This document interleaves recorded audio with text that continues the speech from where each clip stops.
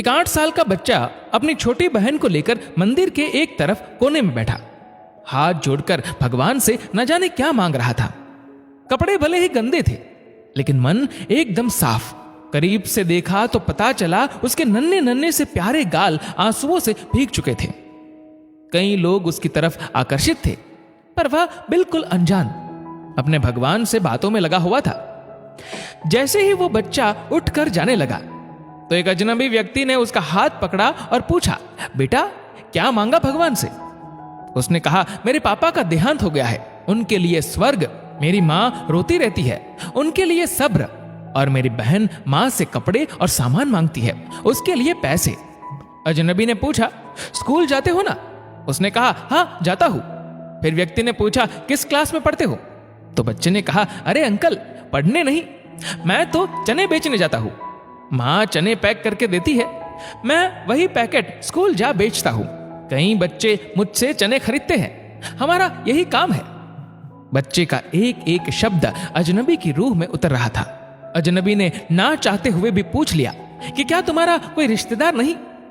बच्चे ने कहा, पता नहीं, लेकिन माँ तो कहती है गरीब का कोई रिश्तेदार नहीं होता। अजनबी ने कहा, तुम्हारी माँ एकदम सच कहती है। इस पर बच्चा बोला, नहीं अंकल, माँ रोज झूठ भी बोलती है। अजनबी चौंक गया।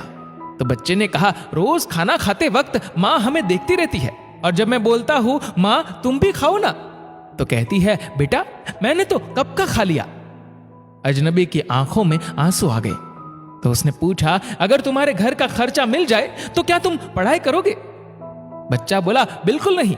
अजनबी हैरान रह गया और उसने वजह पूछी।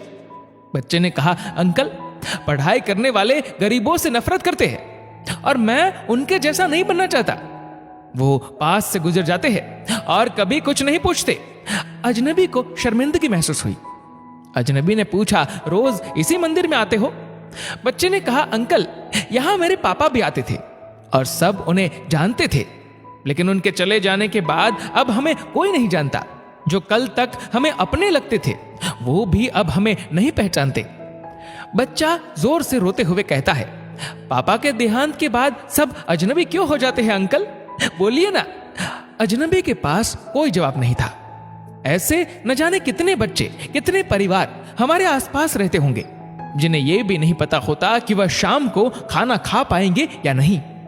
कई ऐसे बिन पिता के परिवार होंगे, लेकिन क्या हमने कभी जानने की कोशिश की कि उन्हें कुछ मदद चाहिए या नहीं, या उनकी कोई मदद कर सकते हैं या नहीं? भगवान ने हमें अगर संपत्ति दी है तो सिर्फ इसलिए नहीं कि हम सिर्फ हमारे परिवार की देखभाल करें। अगर हमारे देश में एक अमीर परिवार एक गरीब परिवार को ऊपर लाने में थोड़ी सी मेहनत करे तो गरीबी कुछ ही वर्षों में गायब हो जाएगी। दोस्तों, इस वीडियो को लेकर आपकी क्या राय है नीचे कमेंट करके जरूर बताएगा। और अगर आपको वीडियो अच्छा लगा हो तो इस वीडियो को लाइक करेगा, शेयर करेगा ज्यादा से ज्यादा लोगों तक, और ऐसे ही और भी इंस्पिरेशनल वीडियोस के लिए सब्सक्राइब करें हमारे यूट्यूब चैनल को और फेसबुक पर फॉलो करें हमारे पेज को। धन्यवाद।